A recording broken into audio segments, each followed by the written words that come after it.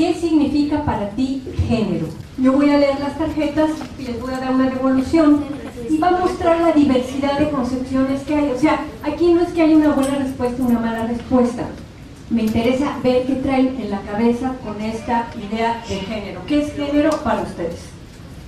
Entonces, con buena letra y de manera anónima, y cuando terminen, la levantan para recogerla. Vamos a empezar con qué género en español quiere decir clase, tipo o especie. Por eso podemos hablar de qué género de música te gusta, o de qué género es tu suéter, ¿no? ¿De lana o es de nylon o qué? Entonces, el que se hable de género en español hace que cuando estamos hablando de políticas de género, solo los que ya estamos metidos en el tema entiendan de qué se trata. Y además se mete otra complicación más, que es que podemos hablar del género femenino y del género masculino para referirnos a hombres y a mujeres, cuando tendríamos que hablar del sexo femenino y del sexo masculino. Entonces, hay en este momento la mayoría de nuestros compatriotas en México, si decimos género, lo que les va a venir a la cabeza es la definición en español. ¿Cómo se pasa de esta definición, que quiere decir clase, tipo o especie, así taxonómicamente general, a la nueva categoría que es, habla de la simbolización, de un conjunto de ideas, de represiones y de atribuciones que toman como base la diferencia sexual? ¿Por qué estamos ahora, cuando decimos género, hablando de qué es lo propio de los hombres y qué es lo propio de las mujeres? No de los hombres y de las mujeres, sino de todas estas ideas de la feminidad y la masculinidad. ¿Cómo fue ese salto conceptual? Y el salto conceptual se explica porque en inglés, gender, hasta mitad de los años 50, también, sobre todo en el mundo académico, que es donde empieza la distinción conceptual, pero gender era decir lo mismo que sexo, era un sinónimo. Tú llegabas a casa de tu amigo gringo y le preguntabas what gender is your dog, o le preguntabas what sex is your dog, ¿no? Y gender tenía un sentido siempre en inglés vinculado a la diferencia sexual. Y curiosamente, y ustedes que están en la frontera lo han de estar viviendo a cada rato, los pobres gringos cuando llegan a nuestro país medios enloquecen con las costumbres de las lenguas latinas, que le ponemos género femenino o género masculino a los objetos. Ellos nada más usan el de, ¿verdad? T-H-E, y entonces es the pencil, the table, de lo que sea, y para nosotros es el lápiz, la mesa, ¿verdad? Y muchas veces cuando ellos hablan, pues dicen cosas chistosas, ¿no? El mesa, o en vez de el lápiz, la lápiz, cosas así, porque ¿cómo saber cuál es el gender de los objetos? Los objetos no tienen gender en inglés. De hecho, lo único que puede llegar a tener gender es los seres humanos o los seres vivos, ¿no? Los animales, pero si tú ves en la gramática en inglés, solamente tienen género los pronombres posesivos que hablan de la persona que, digamos, posee un par de zapatos. Entonces son his shoes o her shoes, y lo que está hablando es que esos zapatos pertenecen a un hombre o a una mujer, pero los zapatos en sí no tienen género. Entonces, ¿qué pasó? ¿Qué pasó para que incluso en inglés una palabrita que quería decir lo mismo que sexo, de repente cobrara la acepción de la nueva categoría, y que primero en el mundo de las ciencias médicas, psicomédicas, y luego se pasara al mundo de las ciencias sociales y finalmente al de las políticas públicas, y que entonces género o gender, ¿verdad?, quisiera de alguna manera decir otra cosa más allá de la diferencia sexual. Bueno, la primer persona que le da el sentido de género, pero que no usa la palabrita, es Simone de Beauvoir en 1949, con su libro El segundo sexo, cuando explica: una no nace mujer, sino que llega a serlo. ¿Qué está diciendo esta frase de Simone de Beauvoir? Está diciendo que la cultura y los procesos sociales son de una fuerza que pueden a un ser humano convertirlo en mujer, que no es nacer con una determinada biología lo que te hace mujer, sino este proceso. Muchos años después, toda la reivindicación de las personas transexuales vendrían a confirmar que Simone de Beauvoir tenía razón, que aunque nazcas con una determinada biología, te puedes sentir un hombre atrapado en un cuerpo de mujer o una mujer atrapada en un cuerpo de hombre. Y, digamos, introduce una complejización de este tema de qué es ser hombre y qué es ser mujer.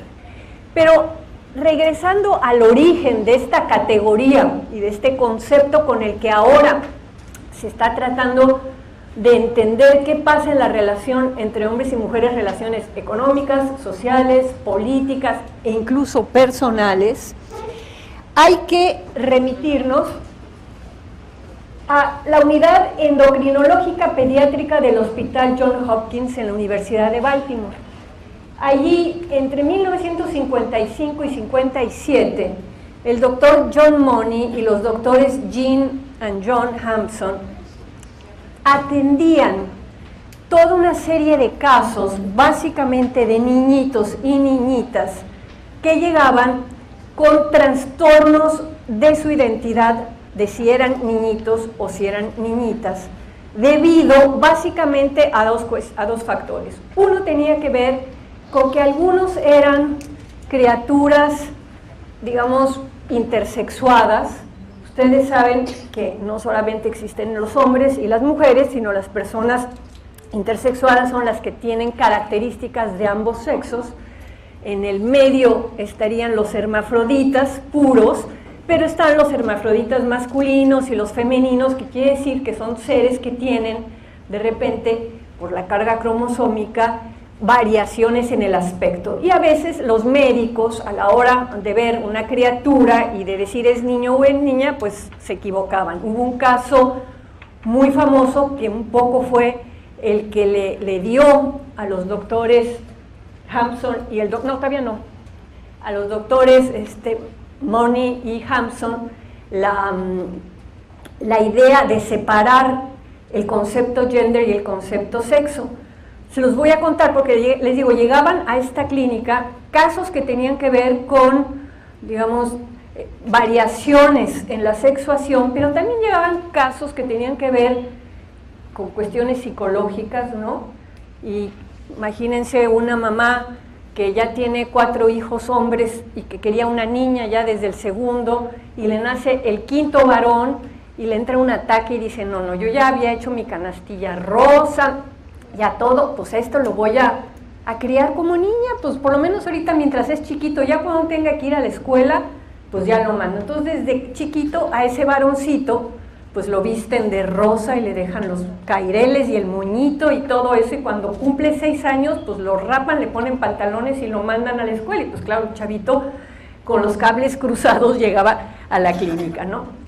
El caso famoso que escriben en 1955 y 57 estos doctores es el de una parejita que venía de una comunidad religiosa, muy religiosa, en Estados Unidos, que tenía toda esta prohibición de no verse desnudos, ¿no? Hacían el amor como mi abuelita. Yo tengo el camisón de mi abuelita, me encantaría ver, no se me ocurrió fotografiárselos, pero un camisón que aquí tenía un ojal, el ojal, y decía, no es por vicio ni por fornicio, sino por hacer un hijo en tu santo sacrificio. Entonces mi abuelita se ponía su camisón, miraba el techo y mi abuelito le hacía el favor, y por eso yo estoy aquí con ustedes, porque por suerte, ¿verdad? El caso es que esta parejita venía de una comunidad también con una serie de prohibiciones muy estrictas con respecto a verse desnudo y a la sexualidad. Y resulta que ella, primeriza, estaba embarazada, llega al hospital del pueblo grande, ¿no? Y tiene una criatura que es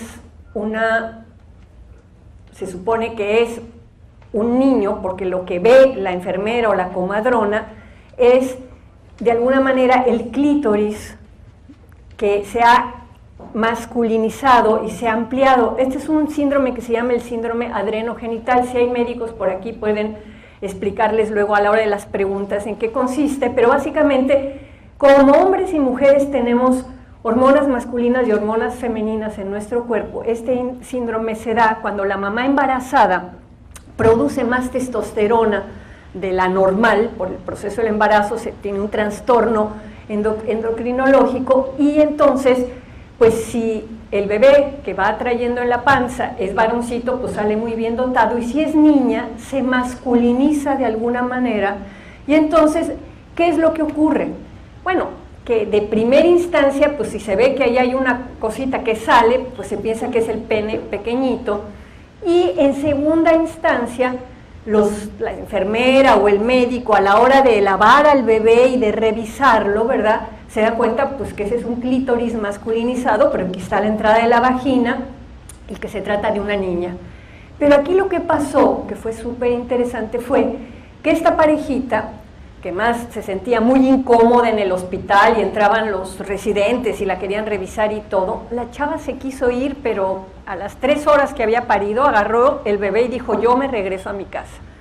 Y se regresó convencida de que tenía un varón, porque le habían dicho que ese niño era varón.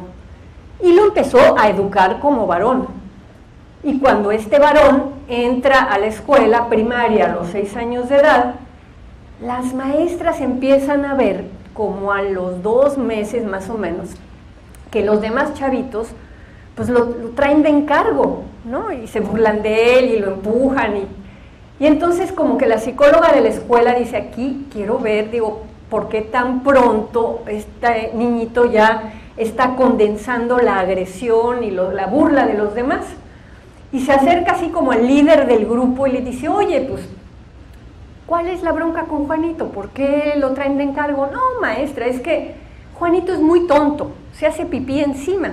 Pues, ¿cómo que se hace pipí encima? La maestra dice, a ver, voy a llevar a Juanito con el médico de la escuela para ver ¿qué tiene? ¿Por qué se hace pipí encima? Y pues a la hora que encueran a Juanito resulta que es una Juanita, que es una niña que había sido mal etiquetada en el momento del nacimiento, pero además como el efecto de la hormona se va bajando en la medida en que la criatura va creciendo, pues era una niña perfectamente niña, pues, ¿no?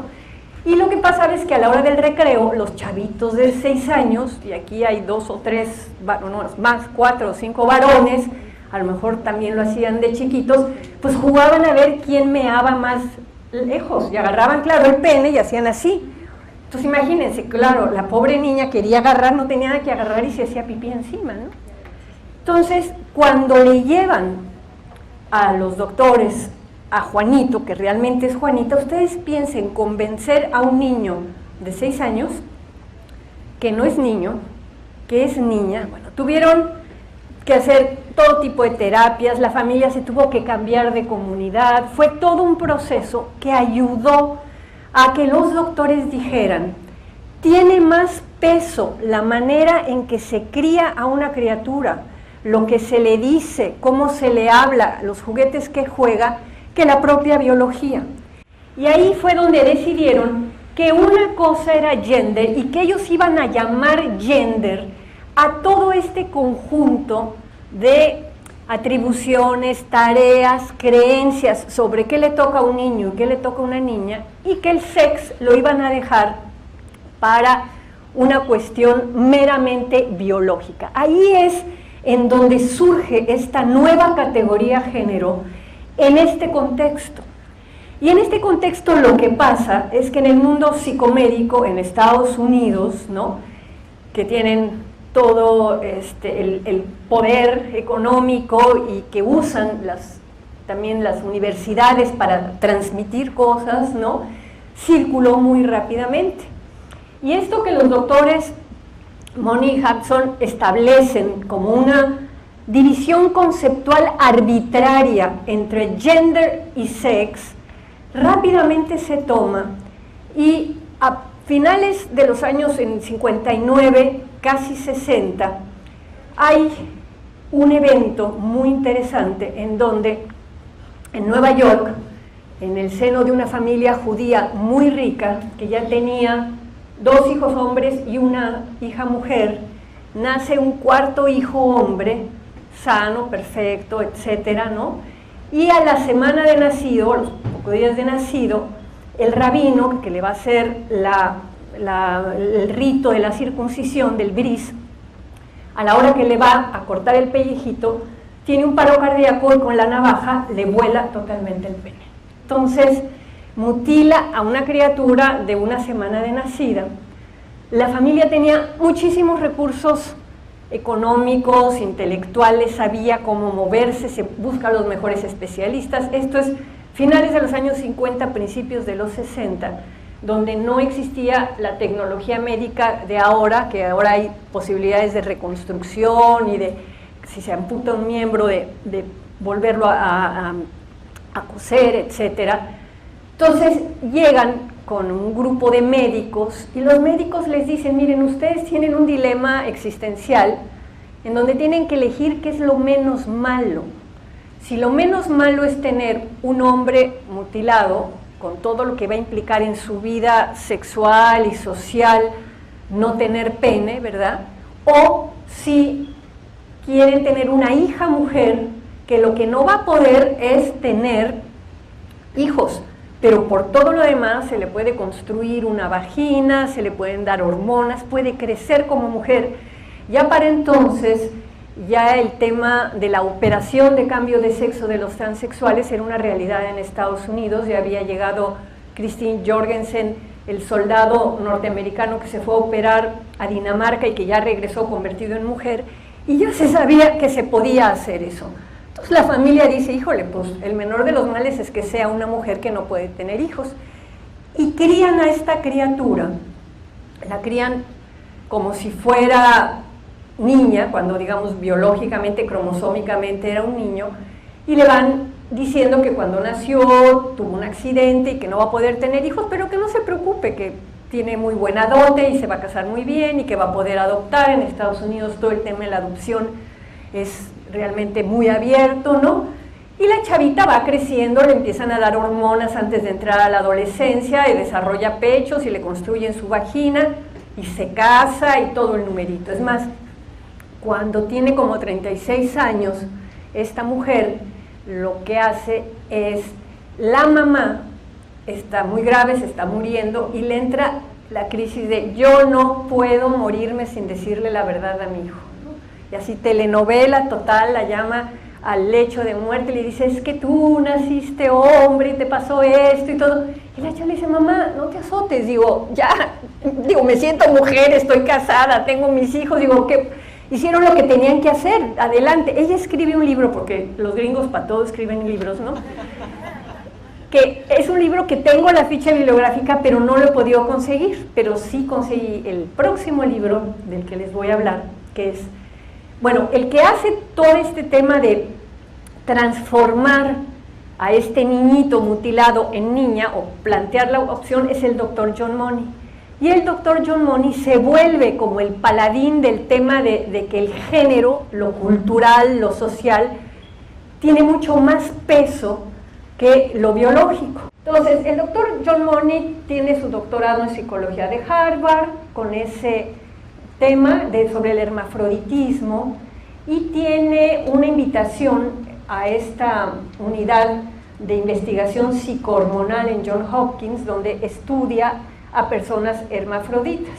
Y la conclusión a la que llega es esta de que los seres humanos nacen indiferenciados en términos de su sexo psicológico y se forman la idea de ser mujer u hombre solamente a través de la crianza. Por lo tanto, se pueden intervenir quirúrgica y hormonalmente para ajustarlos al sexo deseado. De la evidencia de los casos de hermafroditismo, Money lo que concluye es que las identidades masculinas y femeninas se construyen por la crianza y la socialización y no por la biología. Tiene muchísimo éxito con este planteamiento, gana este premio de la American Psychiatric Association y se convierte en el director de esta unidad de investigación, que impulsa la apertura de la Gender Identity Clinic para personas transexuales. Y la primera operación de transexuales es en 1965 en la Johns Hopkins bajo este, digamos, impulso de Moni. Pero tenemos que un poquito o simultáneamente a la apertura hay un caso que es un caso que viene a introducir una crítica muy fuerte al planteamiento de Moni, y es un caso que ocurre 2 años después de que Moni abre la clínica en 65, y esto ocurre en Winnipeg, Canadá. Ese sí tengo el libro y les traigo las fotos, ahorita van a ver las fotos, y es una pareja de hermanitos gemelos que nacen en 1965, la mamá les pone de nombre Brian y Bruce, los niños están muy sanos, muy bien, etcétera, y cuando tienen 9 meses están teniendo muchas infecciones urinarias recurrentemente, y en el hospital pediátrico les dicen que hay que hacerles la circuncisión, y los lleva ella al hospital. Ya no es la historia del rabino con la navajita, pero es la historia de un aparato eléctrico en donde nunca se supo si el médico se equivocó o si hubo una especie de descarga, pero cuando agarran al primer gemelito le achicharran todo lo que les conté. Tragedia espantosa. La señora dice, al segundo no me lo tocan, se regresa a su casa y se pone a llorar y a decir, ¿qué voy a hacer con esta criatura sin genitales, pues, ¿no? Y cuando el niño está a punto de cumplir 2 años, tiene 1 año, 10 meses, está sentada en su casa viendo la televisión, aparece John Money contando la historia que les conté del niño judío y la circuncisión y todo, y diciendo, miren, o sea, ese chavito tuvo este accidente cuando nació, ¿verdad?, pero se lo crió como niña, etcétera, etcétera. Y la señora dice, eso es lo que necesito para mi hijo. Y se va desde Winnipeg, Canadá, hasta Baltimore a hablar con el doctor Money. Le dice, doctor Money, por favor, yo quiero que lo que hizo con ese chavito lo hagamos con mi hijo, que le pasó esto, etcétera, etcétera. Y Money, con una arrogancia impresionante, le dice, sí, no hay pedo, hombre, claro. Mire, ustedes de mañana, le dice, en vez de llamarlo, no me acuerdo si era Bruce O'Brien, ahorita va a salir acá, búsquele un nombre parecido, pues Brenda. Y ahora pues le va a cambiar toda la ropa, y le va a poner ropita de niña y todos los juguetes, y usted le va a empezar a decir Brenda y Brenda y Brenda y demás. Pero resulta que el chavito pues ya tenía cerca de 2 años, y aquí hay varias psicólogas que saben que la identidad se va construyendo con el lenguaje y en el inconsciente, y que no es tan fácil. Los niñitos de 2 años ya saben si son niños o niñas. Tú los agarras en un kinder o en una escuela maternal y pones sillitas rosas de un lado y sillitas azules de otro, y sueltas a los chavitos, y los chavitos, ¡zoom!, las niñas se van para lo rosa y los niños se van para el azul.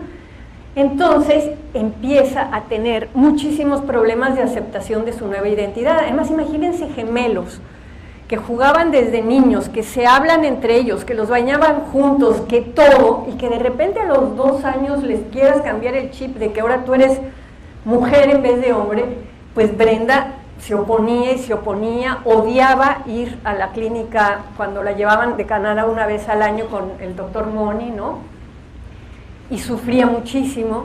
Le empiezan a dar hormonas femeninas cuando tiene como 10 años, le salen los pechos, la chava está en la desesperación, y cuando tiene entre 13 y 14 años cambian de psiquiatras, y además, claro, también en Canadá le pusieron una demanda millonaria a la clínica por eso, y la clínica estaba pagando todos los tratamientos médicos y todas las cosas. Entonces agarra y le dicen a los papás, ¿saben qué? Ustedes tienen que decirle pues que ya toca a los 13, 14 años que le hagamos la operación de la vagina falsa que le vamos a hacer. Y cuando le dicen, pues ella no se quiere operar y no se quiere operar y no se quiere operar, y el papá dice, ¿saben qué? Vamos a decirle la verdad. O sea, la chava ha estado peleando que no es mujer y que no le gustan las cosas de mujer. Bueno, no está loca, o sea, en alguna parte ella tiene razón. Y el papá la agarra y le cuenta lo que le pasó, y el chavito dice, ¿saben qué? Yo prefiero ser un hombre mutilado a ser una mujer falsa que nunca me he sentido. Y a los 14 años, entonces le quitan los pechos, le hacen una mastectomía, le empiezan a dar testosterona, y ahorita sí vamos a ver las fotografías, miren. Ahí está la mamá con los dos bebés, Brian y Bruce, ¿no? Eso, muy chiquitos. La que sigue. Ahí está Brenda ya de 2 años, muy poco después de que le hicieron, se supone que la cirugía de cambio de sexo, porque bueno, con la chicharrada le habían quedado ahí como colgajos y pedazos y le hicieron la vagina medio falsa. La que sigue. Aquí, no sé si se alcanza a ver, es de chiquitos, ¿no? Los dos, Brenda y Brian, ahí están Brenda y Brian, todas las fotitos. La que sigue. Aquí está a los 10 años, ¿no? Cuando ya empiezan a darle las medicinas. Aquí está el doctor Money, y este otro, que es el doctor Diamond, ahorita van a ver, fue el que cuestionó todo el tratamiento de Money y el que permite que se haga luego una crítica sobre el manejo médico que hizo. La que sigue, bueno, ahí están atrás, no se alcanzan a ver las fotos, son los papás con ellos dos. Ahí está Brenda, aquí está a los 12 años, la que sigue, y aquí ya es a los 14 años cuando asume su identidad de hombre. Él ya no quiere regresar a usar el nombre de Bruce y toma el nombre de David. Si ustedes se meten a internet, busquen David Reimer y ahí aparece todo el caso. David Reimer, así como suena. Y aquí está, todavía está gordito con el tema de las hormonas. Este es David y este es Brian. Y fíjense qué curioso, cuando él adopta su identidad de hombre, se llega a casar, se casa a los 21 años, la que sigue. Bueno, aquí está a los 18 años, donde ya se ve como un muchacho, ya dejó la parte como femenina.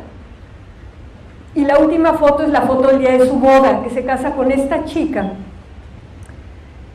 que ya tenía 3 hijos ella de un matrimonio, y dura muy poco tiempo casado, porque al final ella lo deja y él acaba suicidándose. Es una historia tragiquísima, ¿no? La que sigue, aquí viene más o menos los años. En 65 nacen ellos, Brian y Bruce, que luego fue Brenda y luego David. En 67 es la transformación de Bruce en Brenda. En 79 regresa a los 14 años a su condición masculina como David. En 1990 se casa a los 25 años y en el 2004 se suicida antes de cumplir 39 años. ¿Por qué este caso generó tantísimo ruido y tanto cuestionamiento y tanto conflicto? Bueno, porque el doctor Money se le olvidó que existía el inconsciente y no le dio fuerza, digamos, a todo el tema del psiquismo. Y ese tema es el que va a marcar también, a ver, dejen que aquí traigo mis acordeones, la próxima, lo más importante que es esto, que los seres humanos somos seres biopsicosociales, o sea, tenemos carne, que sería lo biológico, tenemos psico, que es el inconsciente, y lo social es la mente. Y que el género no es una cuestión nada más de lo social, no solamente son roles, sino también son identidades psíquicas, ¿no? Entonces, esto es importantísimo y el caso de David Reimer viene a poner en crisis y a de alguna manera a mostrar que no todo es simplemente te cambio el vestidito y ahora te pongo a jugar con muñecas, sino que los procesos de identificación que se construyen en el inconsciente, ahí se construye en el inconsciente la orientación sexual, por eso no es voluntario ser heterosexual o ser gay. Y ahí se construye el si te sientes mujer o te sientes hombre, que es toda, digamos, el dilema de las personas transexuales. Entonces, este caso viene a enriquecer el concepto de género que originalmente se había pensado que era lo social y lo completa con el aspecto psíquico, la que sigue. Entonces, como los seres humanos somos biopsicosociales, el género está en el cuerpo, el género está en la psique y el género está en las relaciones sociales. Y de esa manera empezamos a entender que el género es una especie de filtro a través del cual vemos el mundo. Es una forma de relacionarnos entre hombres, mujeres, mujeres y mujeres, hombres y hombres, pues, y también es una identidad. Ahora, en México hace 3 años, en el 2008, el gobierno del Distrito Federal hizo una rectificación, un juicio que se llama juicio de rectificación, que es el equivalente a la ley de identidad de género de otros países, en donde una persona que se siente hombre o que se siente mujer puede rectificar su acta de nacimiento para que sus datos tengan congruencia con el aspecto y la apariencia con la que está viviendo. Y el gran argumento es la identidad de género, ¿no? Ahí se usó, en términos de una decisión legislativa, el concepto de identidad de género. Y tenemos, entonces, para ir más o menos aterrizando este nuevo concepto de género, la que sigue, que la diferencia sexual, la sexuación, es igual, y pongo 3 ejemplos, las personas escandinavas, las islámicas y las mexicanas. Si encueramos aquí a unos noruegos y unos suecos, y encueramos a unos árabes, y nos encueramos nosotros, pues las mujeres vamos a tener todas más o menos lo mismo, de distintos colores o formitas o tamaños, y los hombres también. Pero el género, lo que se considera propio de los hombres y de las mujeres, es muy diferente en los países escandinavos, en los países islámicos y en México. Y tenemos sociedades como Islandia, que tiene una presidenta mujer que se casó con su pareja mujer, por ejemplo, y tienen una pareja de lesbianas dirigiendo una nación y todo el mundo lo ve como muy normalito, ya me imagino nosotros aquí, ¿no? Y también aquí no andamos con chador, ni con velos, ni nada, o sea, como que estamos a la mitad entre los escandinavos y los musulmanes, ni tan liberales, pero tampoco tan con esta serie de, ay, qué bueno que quitaron ese ruido, que era el aire acondicionado. Bueno, entonces, y por eso el lugar social de mujeres y hombres en esos lugares es tan diferente, por el género. Entonces es muy importante entender esta cosa de la diferencia sexual, que es una cosa muy clara y muy específica, y que otra es la construcción social que se va haciendo con costumbres, con ideas, con creencias. Nosotros en México pertenecemos o somos parte de la sociedad occidental, aunque tenemos una riquísima tradición indígena, verdaderamente ha sido mucho más fuerte el modelo de los conquistadores españoles y de la religión católica en términos a nuestras ideas de lo que son las mujeres y de lo que son los hombres.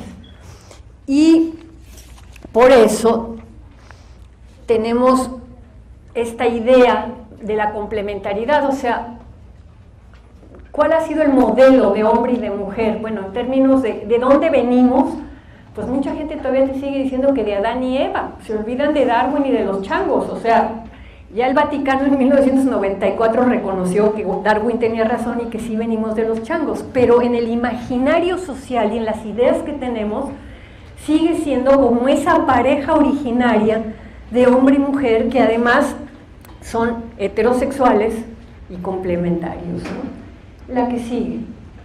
El género es una lógica cultural, eso les quiero transmitir, que es omnipresente, está presente en todos nuestros rincones de nuestro pensamiento, de nuestra vida, de nuestras prácticas, de nuestras acciones, de todas las situaciones sociales, que tiñe la construcción de la identidad psíquica y que condiciona el sistema jurídico. Las reglas que tenemos, las normas que tenemos, están teñidas por las ideas de género. Por eso resulta tan difícil a veces cambiar leyes. En México, por ejemplo, todo el debate del matrimonio entre personas del mismo sexo tiene que ver con que la lógica de género es una lógica en donde se supone que lo natural y lo complementario es una relación entre un hombre y una mujer y que el matrimonio es para la reproducción. Y hay que entender qué pasa para que esta idea y este esquema de género, que es el esquema de género tradicional, se está empezando a erosionar o está empezando a cuartearse, ¿no? Y lo que, digamos, la clase de hoy, o no sé si es clase, si es taller, si es conferencia, pero mi venida aquí hoy, y no venida en un sentido pornográfico, sino mi instancia aquí entre ustedes, ¿verdad?, tiene que ver justamente con el género, pero esto que les digo del género también ocurre con otro tipo de diferencias, no con la fuerza de la diferencia sexual, porque ustedes piensen que la diferencia sexual de que somos relativamente mitad mujeres y mitad hombres, a veces somos 51% mujeres y 49% hombres, y además no tenemos en este momento contabilizadas a las personas intersexuadas, a las que tienen características, digamos, muy fuertes del otro sexo.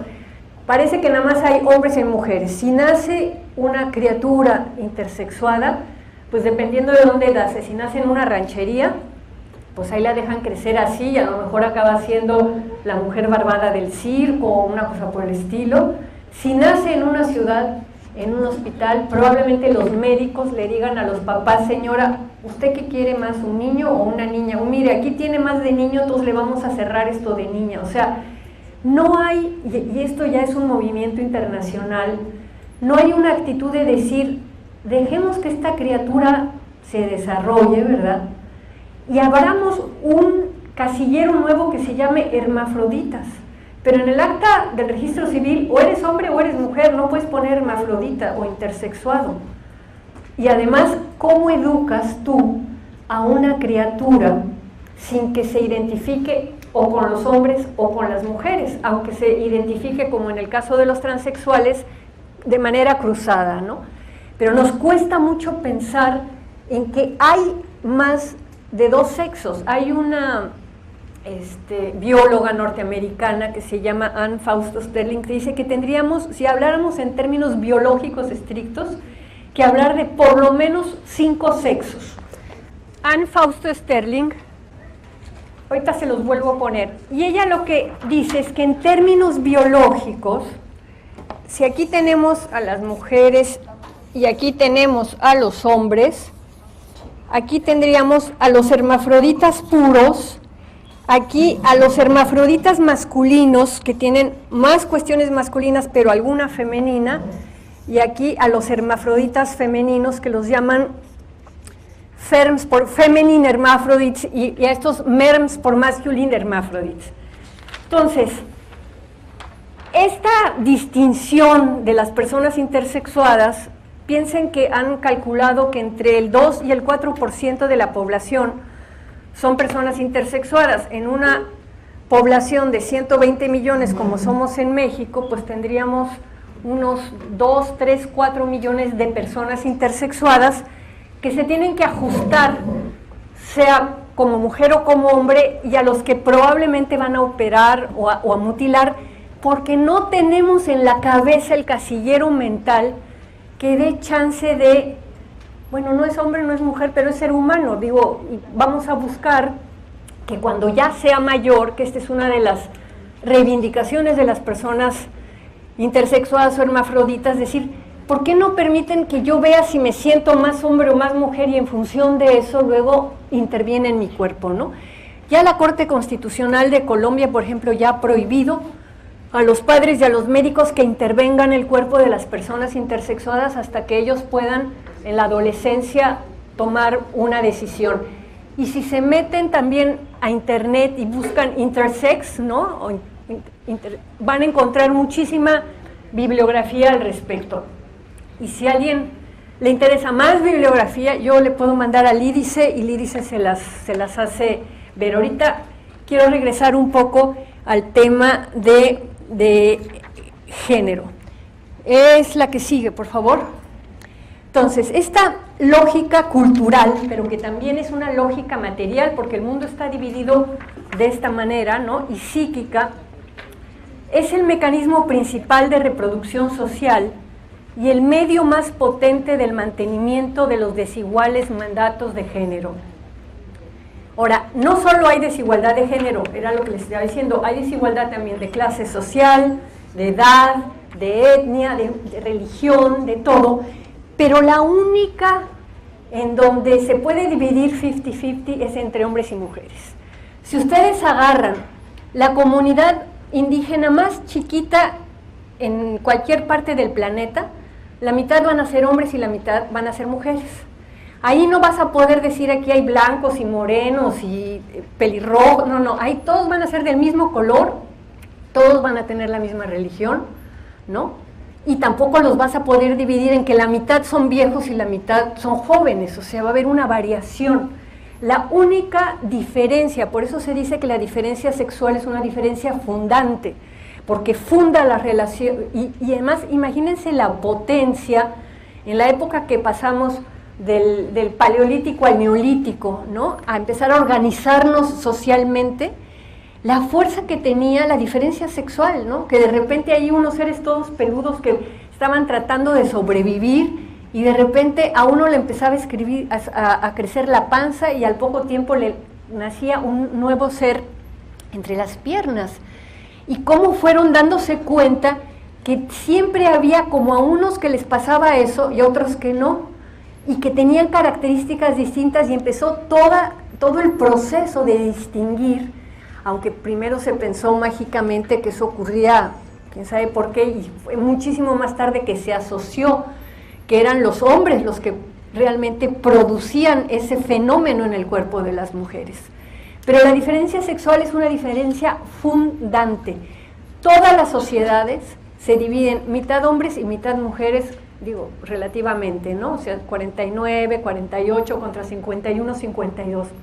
No ocurre lo mismo con las religiones, con las razas, con las edades, con todas las demás diferencias, ¿no? Entonces, aunque existen las otras diferencias, yo no me voy a estar refiriendo mucho a ellas, voy a estar hablando básicamente del género, de la desigualdad de género que tiene esta base de la diferencia sexual. Pero sí quiero dejar muy claro que para analizar la realidad social no basta tener perspectiva de género, hay que tener una perspectiva de clase social, de edad, de todas las otras cosas, es decir, porque si no nos quedamos cojos, aunque sea tan importante, pero no basta eso, ¿no? La que sigue, por favor. Otra cosa, el género. Cuando yo hablo de el género, estoy hablando de esta lógica cultural. Van a ver, a lo mejor me pase en algún momento, pero he sido muy cuidadosa en los últimos años de jamás hablar de los géneros para referirme a hombres y mujeres, porque ya hay tanta confusión con el concepto. Entonces siempre lo uso en singular, el género, como este conjunto de ideas y de atribuciones, ¿no? El género existe desde que existen los seres humanos, pero no es inmutable, o sea, ahí está y se ha ido transformando históricamente de acuerdo a las épocas, las regiones geográficas y los contenidos de las diversas civilizaciones. Hay veces que es bien divertido leer historia y ver cómo, bueno, nosotros tenemos todavía algunas abuelitas o mamás que podemos ver que sus pautas de género de lo que es ser una mujer pues son muy distintas a lo mejor de las nuestras, ¿no? Pero yo el otro día estaba leyendo la biografía de Matilde Montoya, que fue la primer médica mexicana, que cuando quiso estudiar medicina tuvo que pedirle permiso al presidente de la República, Porfirio Díaz, porque no la dejaban entrar a la universidad. Fue la única mujer en esa generación, y la sociedad mexicana, si ustedes van a la hemeroteca, bueno, también pueden leer el libro cuentan, los titulares de los diarios, los que estaban a favor decían, muy bien, las mujeres están desarrollando, pero los que estaban en contra, que eran muchísimos, ¿no? Los propios médicos no querían que las mujeres estudiaran medicina, ¿no? Iban a perder su feminidad, se iban a volver unas carniceras, bueno, todo un debate, ¿no? Y además, todo el tema con el pudor de esta chava. ¿Cómo iba ella a ver un cadáver desnudo acompañada de sus compañeros hombres? Podían decir alguna peladez y afectar su castidad. Entonces iba a las clases acompañada de su mamá, se chutó la mamá toda la carrera, ¿verdad? Para proteger el honor de la hija. Y para las clases de anatomía, para que no estuviera ella, sus oídos castos, oyendo las peladeces de sus compañeros, le ponían a ella solita un cadáver y a los 30 compañeros otro. Entonces resultó que se volvió buenísima cirujana porque podía tener un cadáver para ella sola, ¿no? el día en que se gradúa, Porfirio Díaz y Romero Rubio van a la graduación, ¿no? Le hacen un examen 2 días y fue todo un evento. Bueno, en este momento, no sé aquí en la Universidad de Nuevo León, pero en la UNAM hay más mujeres estudiando medicina que hombres. Han entrado más mujeres a la carrera de medicina. ¿Qué es eso? O sea, no es que ya entraron y son iguales. Ahorita que entraron están eligiendo cierto tipo de especialidades distintas de las de los hombres. Pero ese es el género, o sea, el género se muestra también históricamente. Y en nuestro país conviven 3 tiempos históricos. Tenemos comunidades rurales y pequeñas ciudades en donde la gente vive con esquemas de género del siglo XIX. Tenemos la mayoría del país que vive con esquemas del siglo XX y tenemos una minoría de ciudades y de capas de universitarios, ilustrados y jóvenes que están viviendo con esquemas del siglo XXI. Y en todos hay, digamos, género. Y lo que ocurre claramente es que a veces hay choques entre lo que tú esperas que sea un hombre y lo que tú esperas que sea una mujer, por de dónde vienes y cómo has estado troquelada por el género. La que sigue, por favor. Las relaciones de género se han reestructurado y se han modificado. Han surgido nuevas formas de autonomía y constreñimiento que no pueden ser comprendidas con la dicotomía típica de dominación masculina y subordinación femenina. O sea, este rollo de víctimas y victimarios yo creo que es uno de los efectos perversos del feminismo inicial, que empezó muy enojado, ¿no? Y que de alguna manera ha tenido un discurso pues que no ayuda ni para entender, ni sobre todo para entender que el feminismo también beneficia a los hombres, que la equidad nos beneficia a todos, pero tuvo que ver con este discurso de asociar siempre dominación masculina y subordinación o victimización femenina. La que sigue, por favor. Entonces, existen muchas formas de resistir el mandato cultural de género y las personas luchan por transformar los significados culturales, pero para que los actos de resistencia trasciendan, hay que comprender cómo se inscribe el mandato cultural en el cuerpo, en la psique y en las relaciones sociales. Y para eso es importante, la que sigue, por favor, comprender el proceso de formación del sujeto, es decir, su carácter dialógico. Nos formamos en función de la interacción que tenemos primero en nuestra familia, ¿no? O en el núcleo que nos está criando, y el proceso de estructuración inconsciente vía los hábitus. Hábitus es un concepto que se usa mucho en el campo de la sociología y de la antropología y que tiene que ver con esquemas culturales de percepción y acción que los seres humanos introyectamos. El que lo puso muy de moda últimamente es Pierre Bourdieu, un antropólogo y sociólogo francés, que escribe un libro que justamente se llama La dominación masculina, pero que antes de eso él se dedicó a tratar de entender por qué la sociedad se reproduce a sí misma y reproduce. La gente más amolada acepta los modelos y los esquemas que la amuelan. ¿Y por qué, digamos, no se dan cuenta de que eso hay que cambiar? Entonces, toda su investigación ha sido en torno a por qué los seres humanos repetimos las cosas que nos hacen daño, que nos siguen manteniendo en un estado de subordinación. Entonces, él inicia su investigación inicial cuando le toca hacer el servicio militar. Él era francés, le toca ir a Argelia, y cuando llega a Argelia le pasa lo que nos pasa a muchos antropólogos cuando llegamos a otra cultura, y es que la diferencia del género, de los roles de hombres y mujeres, de los papeles, de todo eso, te choquea.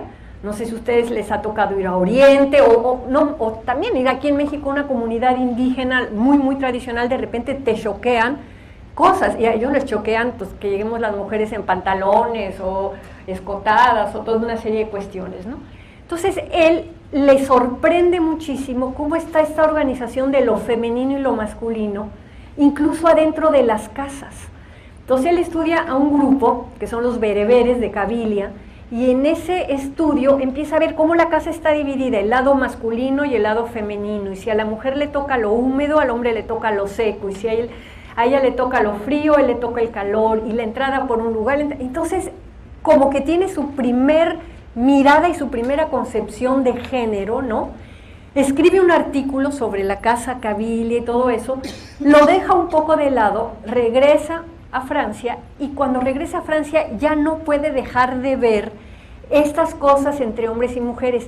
Y por ejemplo, regresa a su pueblo, él es hijo de campesinos, ¿no?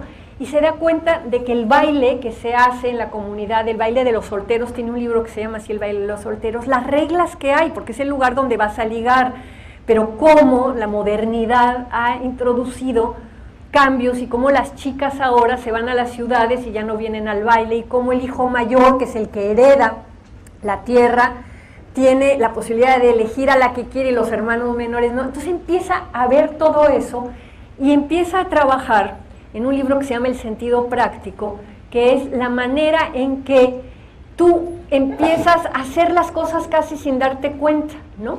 Y ahí es donde retoma este concepto de hábitos para decir cómo estamos troquelados desde que nacemos por nuestra clase social, por nuestro sexo, por el género que se maneja en tu comunidad, por todo ese tipo de cosas. Y él habla mucho de los hábitos, ¿no? Y dice que percibimos las cosas y las metemos, ¿no? A veces nos dan instrucciones. Él plantea que la diferencia entre habitus, latín, y hábito, es que cuando tu mamá en las mañanas te dice desde que eres chiquito, y lávate los dientes, y lávate los dientes, y estás machaque y machaque, es distinto que cuando tú de niñito estás viendo que tu papá hace tal cosa y tu mamá tal otra, y en función de tu proceso de identificación tú empiezas a copiar esas cuestiones. Él pone varios ejemplos divertidos del hábito. Dice que en una comida, por ejemplo, en una casa, si la dueña de casa se para en ese momento a contestar el teléfono o a la cocina y alguien de la mesa de los invitados dice, ay, falta la sal, la persona que se va a parar a buscar la sal es una mujer, no un hombre, ¿no? Entonces él dice cómo las mujeres ya tienen introyectado el mandato de, bueno, a mí me toca, ¿no? Si no está la dueña de casa, yo me paro a hacer cierto tipo de cosas. También usa mucho el tema de la violencia simbólica, que también lo quiero retomar aquí porque tiene que ver mucho con el género, pero para terminar, déjala que estaba aquí abajo, ¿no? Todo el tema del postestructuralismo como una corriente de pensamiento que viene a plantear que aparte de las estructuras con las que las sociedades se reproducen, ¿no? Hay la importancia del lenguaje, por eso la construcción discursiva de la subjetividad. Y el psicoanálisis lo que plantea es el papel constitutivo que tiene esta dinámica intersubjetiva y relacional en el establecimiento de la identidad de género. Ahora sí, la que sigue. Entonces, tenemos que las relaciones humanas son mediadas a través de estas estructuras materiales y simbólicas que existen. Antes de que tú nazcas ya hay una sociedad, ya hay una familia, ya hay un lenguaje, ya hay un discurso, ya hay una valoración sobre qué es ser hombre y qué es ser mujer. Y justamente la mediación de las relaciones de género a través de tales mecanismos estructurales dificulta la reflexividad sobre la dinámica intersubjetiva. ¿Qué quiero decir con que dificulta la reflexividad? Bueno, que todos pensamos que es lo natural, o sea, no nos damos cuenta de la artificialidad, de cómo somos seres construidos culturalmente, y nos cuesta mucho trabajo darnos cuenta qué pasa con el otro. Somos absolutamente autorreferentes, ¿no? Y tenemos esta idea de que todo es natural y maravilloso. Bueno, la que sigue. No existe una estructura atemporal de un sistema sexo y género. El ejemplo de Matilde Montoya o el que quieran ustedes poner, vemos que la historia va haciendo cambios, ¿no? Pero lo que existen son una serie de regímenes de relaciones que están interconectados y cuyos mandatos y relaciones son dinámicos y variables. ¿Qué quiero decir con esto? Que en todos los grupos sociales, en todas las clases, en todas las regiones, en todas las culturas, lo que vas a encontrar son cuestiones combinadas de qué es un hombre y qué es una mujer. Y esas cuestiones combinadas, lo que digo es que son dinámicos y variables porque el género, como les dije antes, no existe en abstracto, está vinculado. También les voy a poner el ejemplo de la clase social o de la edad. Tú llegas a una comunidad indígena, en donde el papel, por ejemplo, de los ancianos no es el que está teniendo ahora en nuestras sociedades urbanas, ¿no? De que ya somos un pinche desecho, pinche vieja, pinche no sé qué. ¿Sí? ¿Sí quedó bien o no? ¿O Bastante bien. ¿Sí? Ah, bueno, ok. Y vas a ver que tú no puedes decir que el género es que siempre los hombres, cosa que suele suceder, tienen el poder en las comunidades y las mujeres están sin poder. Pero en una sociedad en donde la edad tiene importancia, pues una tía va a tener una autoridad sobre un sobrino, aunque el sobrino sea hombre, la tía va a mandar por una cuestión de edad, o la abuelita o la mamá. Y lo mismo con la clase social. Yo me acuerdo, uno de mis primeros shocks como feminista fue muy al principio del movimiento. Íbamos 3 amigas feministas y vimos a lo lejos de una cuadra a una mujer rodeada de 4 o 5 hombres como manoteando. No, hombre, nuestro corazoncito de Juana de Arco dijo, ¡tan, tan, tan! Vamos a salvarla, ¿no? Y cuando nos acercamos nos dimos cuenta que era una, ahora sí que pinche vieja burguesa, con sus trabajadores a los que estaba insultando, y los manoteos eran huevones y flojos y no sé qué. Y el rollo clase social hacía que aunque eran 4 hombres, estaban así, o 5, agachados, ¿verdad? Porque la tipa era la patrona. Y entonces fue así como uno de esos primeros shocks donde dices, mi esquemita de que pobrecita la víctima mujer frente a estos 4 gandallas, pues no era tal, ¿no? Entonces, por eso los mandatos y las relaciones son dinámicos y variables, ¿no? Y las ideas que hay sobre la mujer también tienen un efecto variado en las disposiciones y en las prácticas de las mujeres. Muchísimas de las que están aquí sentadas, segurísimo que no cumplen con el mandato tradicional de la señora decente y buena y que está en su casa haciendo pasteles, digo.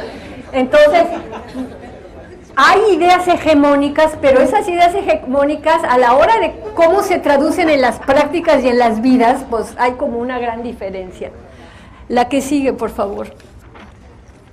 Aquí quiero meter a este psicoanalista francés, que se llama Lacan, que él insiste mucho en que el funcionamiento del inconsciente nos quiebra, nos rompe, nos quita la idea de que los sujetos son estables, de que ya somos de una sola vez y para siempre, ¿no?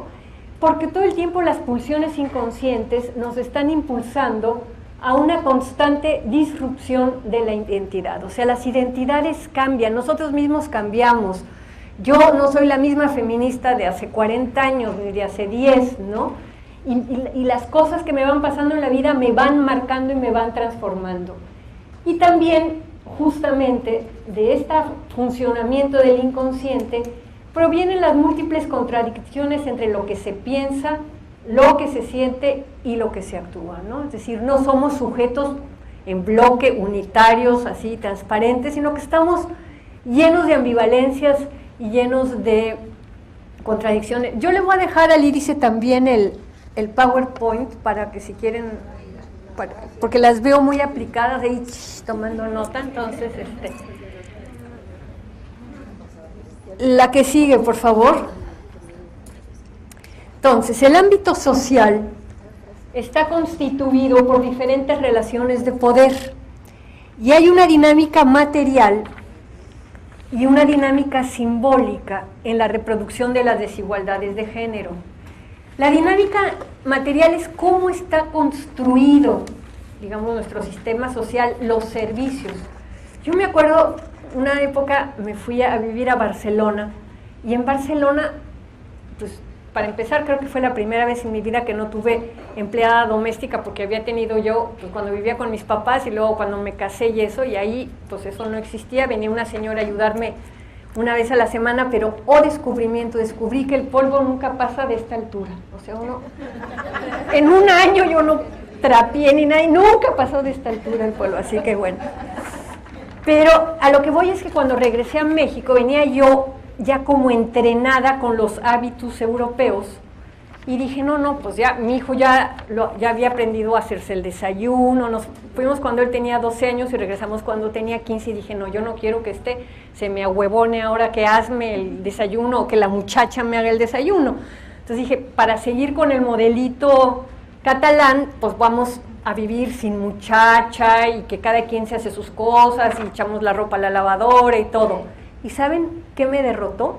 La recogida de la basura. El camión de la basura, por lo menos en la Ciudad de México, hasta la fecha, no pasa a 1 hora. En Barcelona tú en la noche bajabas a las 10 de la noche tu basura y al día siguiente ya estaba recogida. Entonces yo me iba a trabajar, mi hijo se iba a la escuela, ¿y quién tiraba la basura? Y al final tuve que contratar una señora para que estuviera, porque el camión podía pasar un lunes, pero también un martes, pero también un miércoles.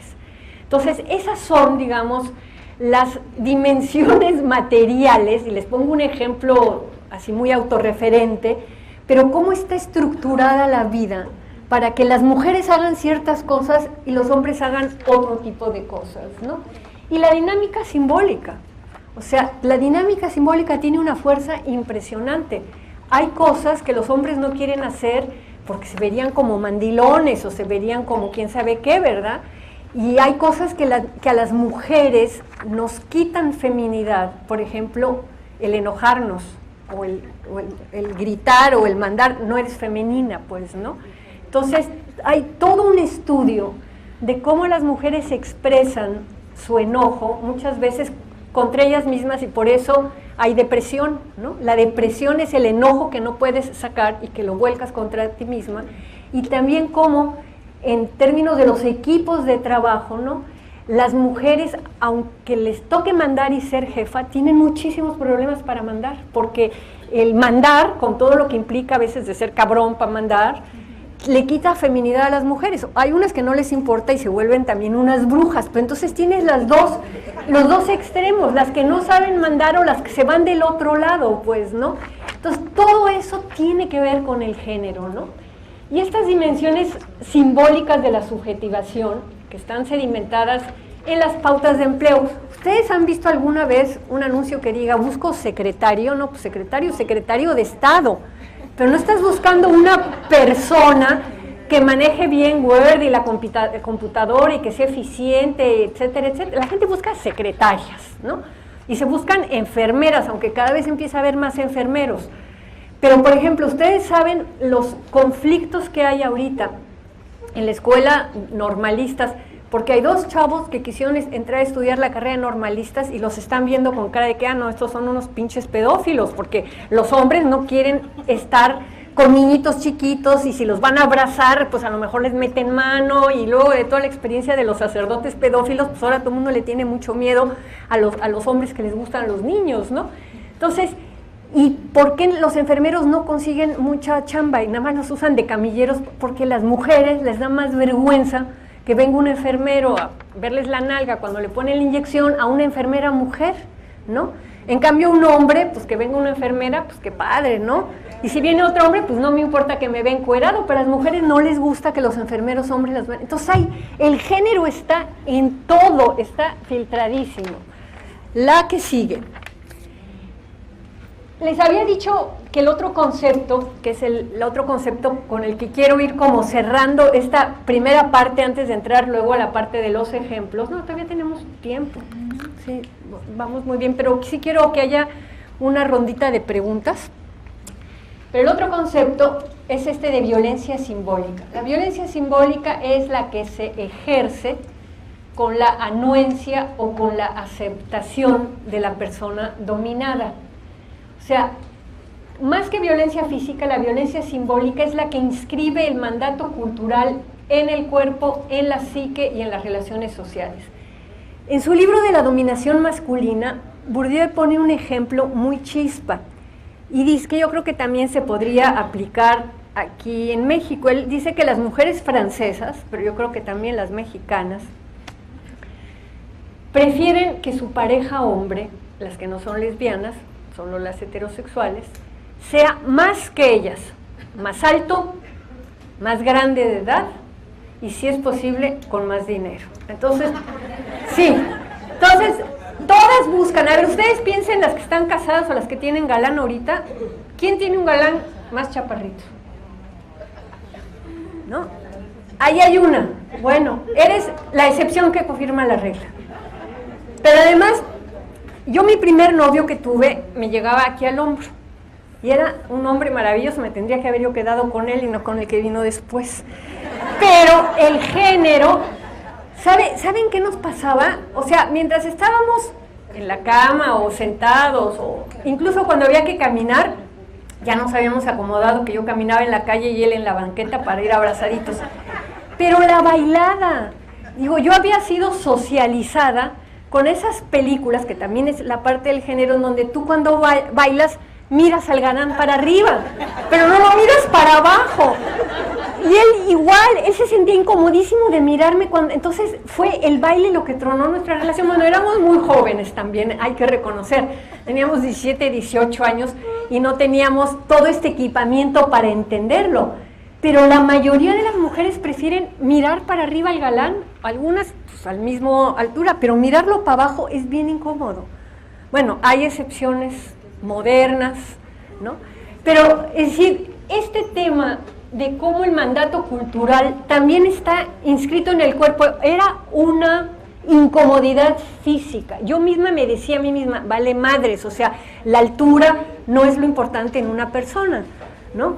Con me entiendo muy bien, en la cama, políticamente muy bien, todo muy bien, pero había una cosa de incomodidad con que yo fuera más alta que él, porque más digo, era chaparrito, chaparrito, no era chaparrito así, como a lo mejor es el tuyo, el mío era hasta como por acá, ¿sí?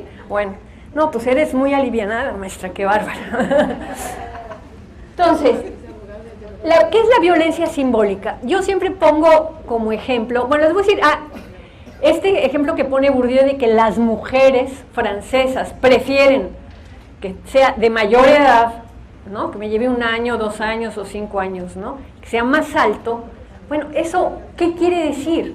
Que en términos culturales se está reproduciendo también simbólicamente el que el hombre es más que la mujer.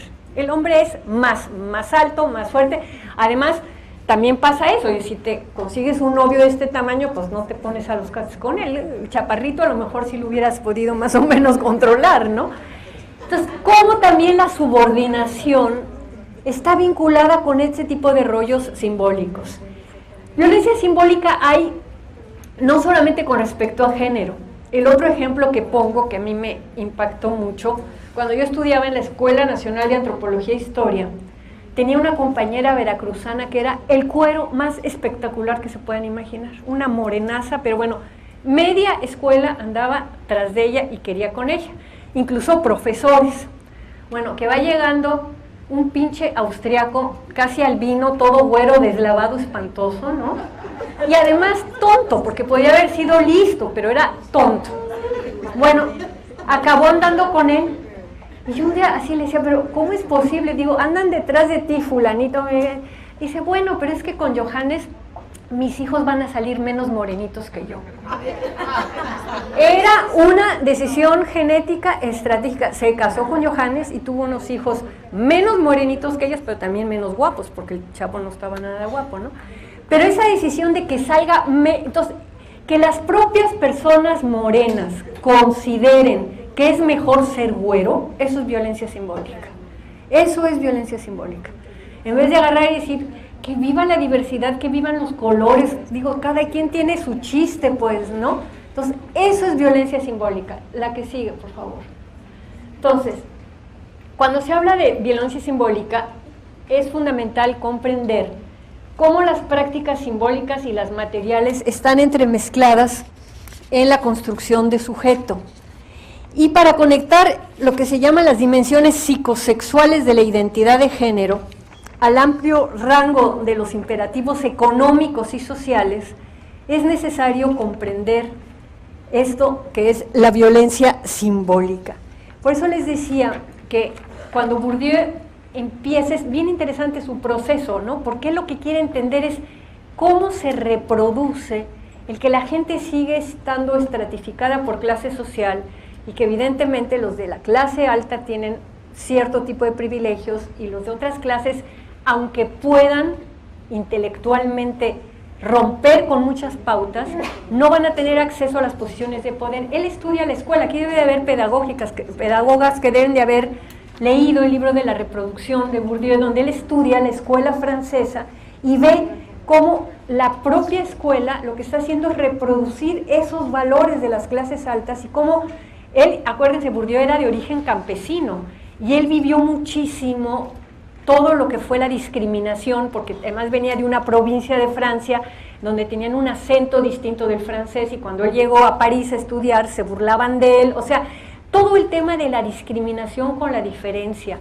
y cómo él, porque era absolutamente así espectacular su inteligencia, pudo romper y ir ganando un lugar en el mundo académico, pero él lo que veía es que sus otros compañeros que venían también del mundo campesino, pues se quedaban atorados porque había todo un conocimiento de cómo se hacen las cosas bien, y ese bien es de acuerdo a los esquemas de la alta burguesía.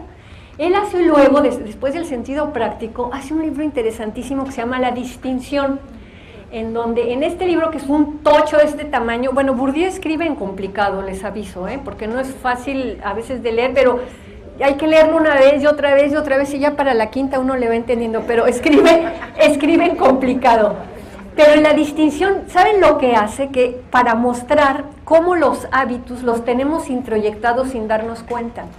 Él agarra distintos grupos, entonces agarra obreros, agarra burócratas, clase media y agarra funcionarios de alto nivel. Y les pone una encuesta, un cuestionario. Y les pone, ¿qué música le gusta más? Y entonces, bueno, no me acuerdo las músicas, pero vamos a poner que les pongan rancheras, boleros y música clásica, ¿no? O lo que fuera. Ahí era, dentro de la música clásica, a quienes les gustaba Bach, a quienes les gustaba ya, digamos, música más moderna, ¿no? Como Couperin o como Saint-Saëns o alguna gente así, y luego quién le gustaba ya la música muy contemporánea. Pintores, les preguntaban si te gusta Picasso, si te gusta Van Gogh, Matisse, y les preguntaban qué les gustaba beber, si vino, si cerveza, y entonces tú veías que a la hora de contestar, a la mayoría de los obreros les gustaba la cerveza, les gustaba el Danubio Azul de música, les gustaba no sé qué, a la mayoría de los funcionarios, y cómo los gustos que cada persona pensaban que eran sus gustos individuales, resulta que eran gustos troquelados por su clase social, ¿no? Y bueno, también ahí podríamos hacer rollos, se podría ver por el sexo, ¿no? Por la orientación sexual, podríamos, si se hiciera un cuestionario así. El libro trae los cuestionarios y trae las respuestas, y es impresionante porque él así argumenta el tema de los hábitos, el tema de la reproducción y el tema de la violencia simbólica.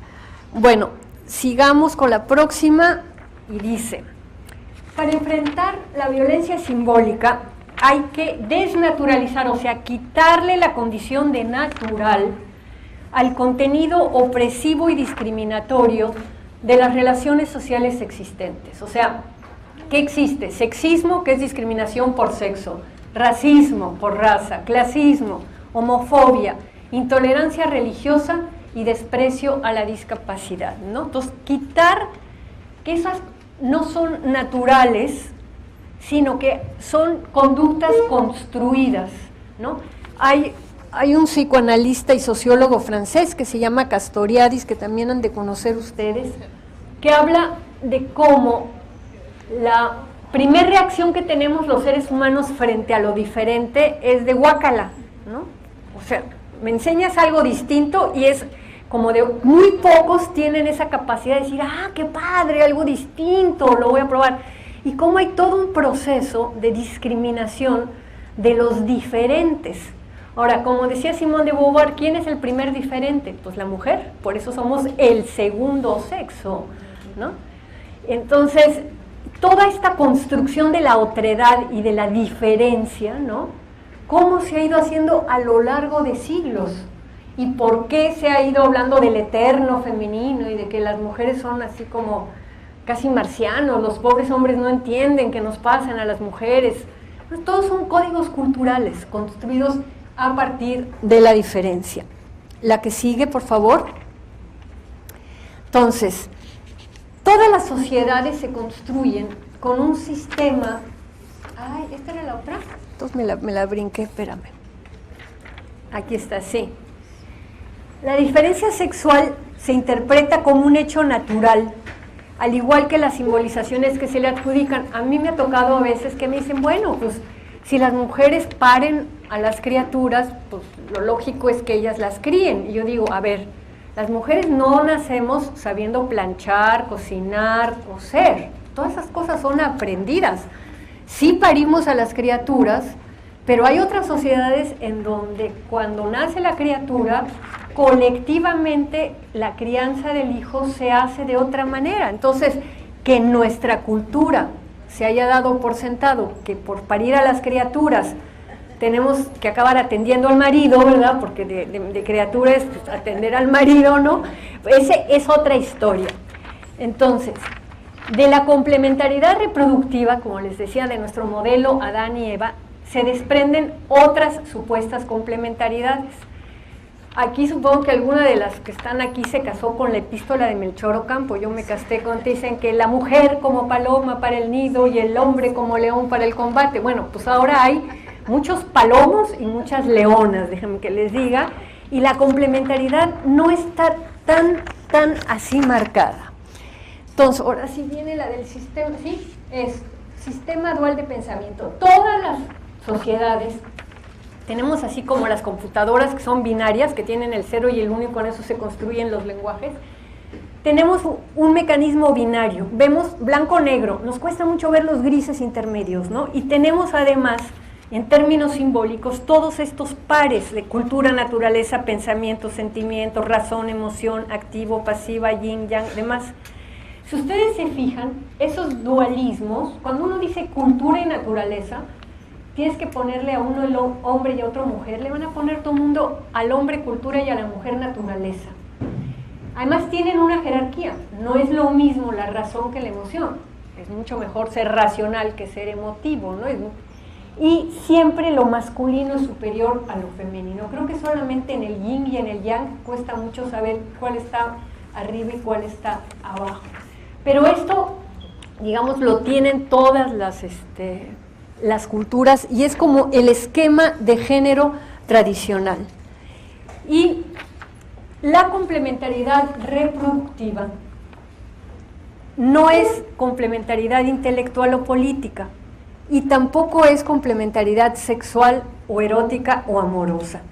Y tenemos que el orden simbólico, que es un orden simbólico, y aquí voy a meter la palabra heteronormativo, que quiere decir que las reglas, las leyes, las normas, toman la heterosexualidad como la regla, como lo natural, somos lo complementario, y así se reglamenta una forma de relación. Las mujeres clase media tienen pobreza de tiempo, ¿no? Es decir, la mujer diputada que sale para ir a la Cámara de Diputados, probablemente ya le hizo el desayuno a sus hijos, ya vio que en el camino de aquí a la Cámara tengo que dejar la ropa en la tintorería y luego cuando salga a venir a buscarla, desde la Cámara habla por teléfono de si fueron por el niño y tal. Es decir, todo este tema, y se está volviendo ahorita la gran discusión política, y cuando se plantea que se requiere equidad en ese campo, ¿no?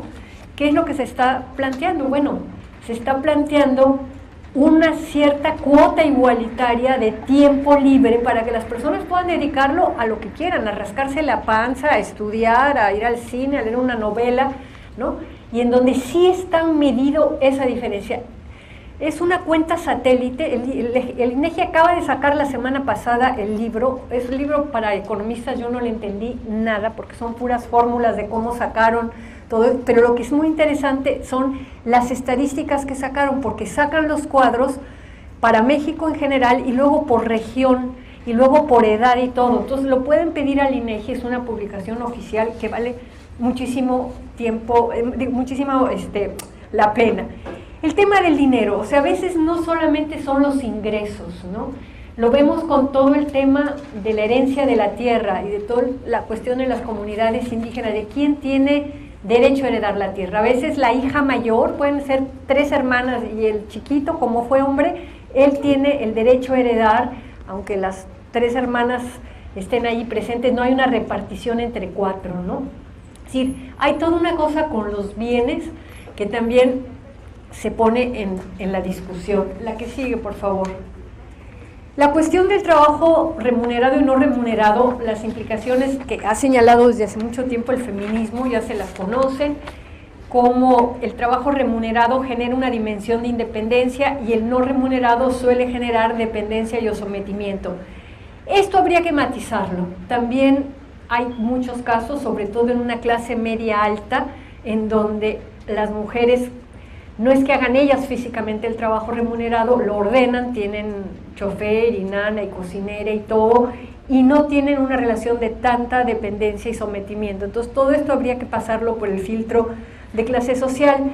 Pero la primera, cuando a Simone de Beauvoir la entrevista en 1985, Margaret Simons le hace una larga entrevista filmada, le pregunta sobre el feminismo y le pregunta sobre la opresión de las mujeres y le dice: ¿y cuál es la manera de acabar con la opresión de las mujeres? Y ella responde así tajante y dice: ser independiente, trabajar, ¿no? O sea, no hay de otra manera para eliminar la opresión de las mujeres.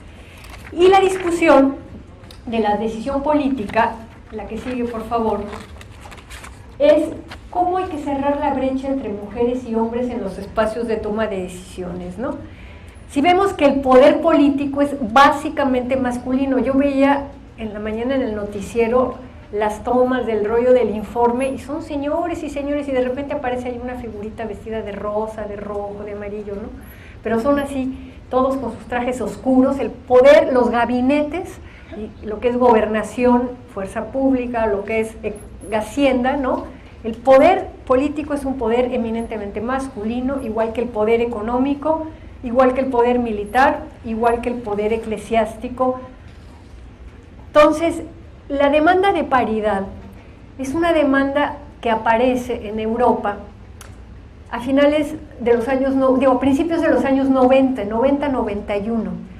Ocurre una cosa bien interesante, cuando la Unión Europea empieza a ver, después de 1989 que cae el muro de Berlín y que empieza, digamos, todo el quiebre de las sociedades comunistas, soviéticas, ¿no? Y que estos países, que son países que están en Europa, se quieren integrar a la Unión Europea, como Polonia, como Rumanía, como Checoslovaquia y demás, a los, digamos, coordinadores de la Unión Europea les preocupa cuál va a ser, digamos, la carga que van a traer de desigualdad a esa relación colectiva que es la Unión Europea. Y la OCDE hace un estudio que se llamó Las mujeres y el cambio estructural. Se los voy a poner aquí. Lo pueden conseguir en internet también si se meten a los documentos de la OCDE. Es de 1991, está en inglés y en francés. Yo lo leí, híjole, aquí está. El que yo bajé, porque no pude bajar el que estaba en inglés, estaba como atorado.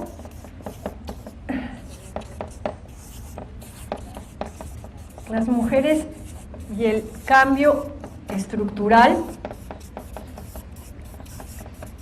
Lo importante de este estudio, 1991, OCDE, lo importante de este estudio fue el impacto político de un párrafo. El párrafo decía que se recomendaba que en los lugares de decisión política, que se había visto que había una sobrerepresentación masculina y que se recomendaba que hubiera paridad, que estuviera más parejo. Bueno, ese párrafo de la OCDE tuvo un impacto impresionante y empezaron entonces los países a hablar de paridad. El país que agarró, digamos, la delantera por cuestiones, ahora sí que históricas, fue Francia. Y Francia varias de las asociaciones feministas tomaron el nombre de Parité, paridad, ¿no? Entonces una se llamaba Parité 2000, otra se llamaba Hacia la Parité, tenían distintos nombres. Ya había habido desde finales de los 80, el grupo político de los verdes, de los ecologistas, había puesto en sus listas electorales un hombre, una mujer, un hombre, una mujer, que era una situación paritaria. Entonces en Francia empieza a haber todo este debate de que todas las listas a los puestos de toma de decisión política fueran paritarios, y Francia arregla en el año 2000 su constitución para instalar como principio la paridad. Es el único país que tiene, digamos, consagrada la paridad de esa manera. Aquí está lo de paridad. Entonces, la que sigue, por favor. Lo que pasa es que para tener paridad y para alcanzar la equidad de género, la vida de mujeres y hombres, que implicaría compartir equitativamente el cuidado del hogar, el trabajo remunerado, la crianza infantil, el tiempo de trabajo y de ocio, y las decisiones políticas y económicas, pues todo suena muy bonito en teoría, pero en la práctica es dificilísimo. O sea, la equidad de género, tú puedes hacer políticas públicas para cierto tipo de cosas, pero ¿cómo haces políticas públicas para equidad? Tendrías que hacer cuestiones de infraestructura, de cuidado de los seres humanos, ¿no? Todo este tema de cómo el cuidado es una tarea femenina, que se ve que las mujeres están más capacitadas naturalmente a ocuparse de ellas, ¿no? La que sigue, por favor. Y entonces esto lleva al eslogan de democracia en el país y en la casa, diciendo que el único cambio verdaderamente estructural que se va a poder dar va a ser la mayor igualdad de la distribución del trabajo pagado y del trabajo no pagado, del trabajo de cuidado. Esto lleva a otra discusión, que es una discusión de cómo lograrlo.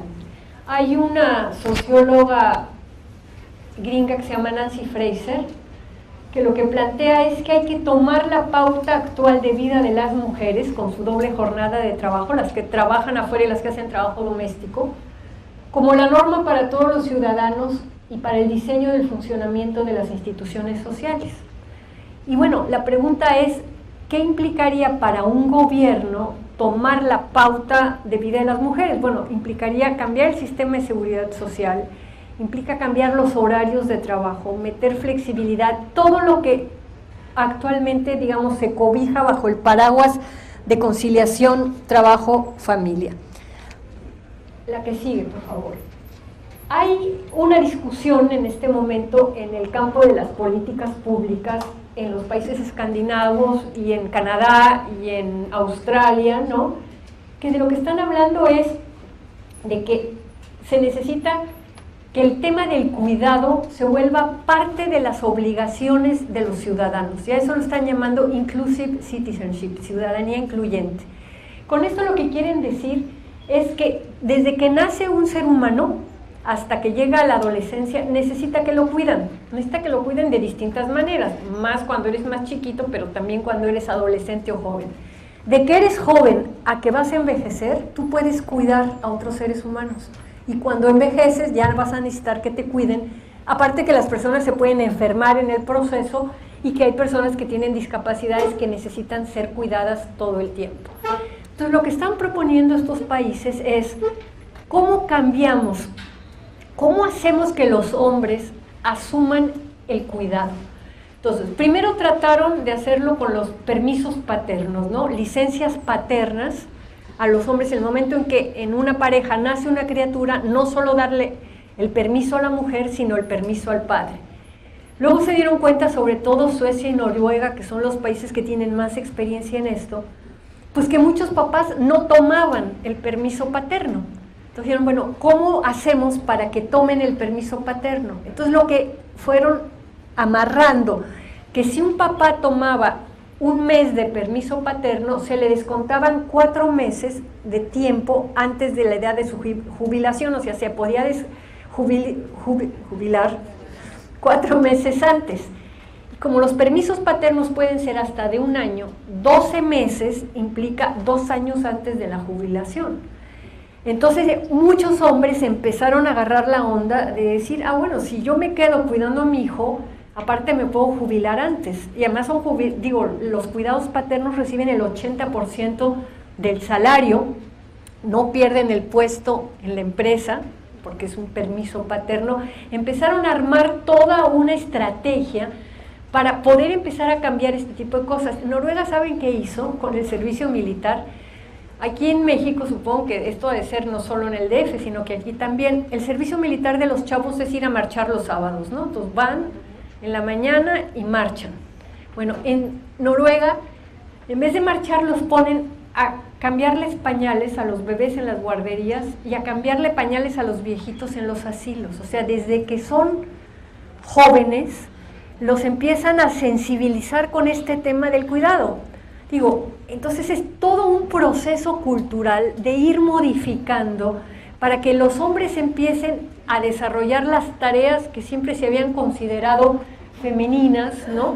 Y justamente hay un canadiense, les voy a apuntar aquí el nombre porque también se pueden conseguir sus artículos en internet. Este cuate está haciendo un estudio comparativo entre lo que son las licencias paternas en los países escandinavos y en Canadá. Y les adelanto que el próximo número de la revista Debate Feminista, que sale en octubre, trae la traducción del artículo donde se llama Paul Kershaw, y está en la Universidad de British Columbia en Canadá. Y, a ver, que vamos por acá. Aquí está. La que sigue, por favor.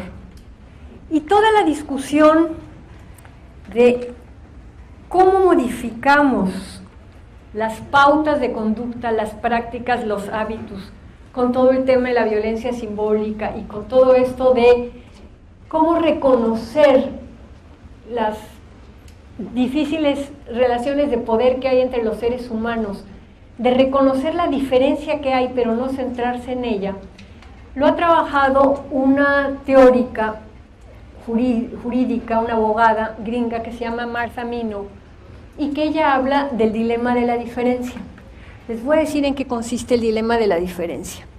El dilema de la diferencia lo basa básicamente en dos casos paradigmáticos que la hicieron pensar en que cuando hablas de diferencia no puedes todo el tiempo estar marcándola, y también si no ves la diferencia te estás equivocando. El primer caso es a finales de los años 60, un grupo de inmigrantes chinos llegan a Estados Unidos legalmente y todo, y se instalan y empiezan a ver que en las escuelas los niños chinos pues son unas balas veloces en matemáticas y son chingoncísimos, pero que en las demás materias están teniendo muchos problemas por la lengua, o sea, hablan chino y no hablan inglés, ¿no?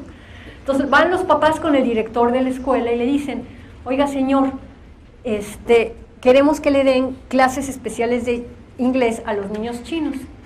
Y el director de la escuela, que entre que era mamón y era racista, dice, no, yo no puedo darles nada especial, aquí a todos los niños los tratamos iguales y sus hijos se tienen que mezclar con estos. Entonces, como es Estados Unidos y ahí el litigio es una realidad de los ciudadanos, se van y ponen una demanda, y la demanda va subiendo de instancia hasta que llega a la Suprema Corte, y en 1974 la Suprema Corte resuelve que se necesita un tratamiento especial o diferenciado para alcanzar la igualdad, y que se tienen que dar esas clases especiales para los niños chinos.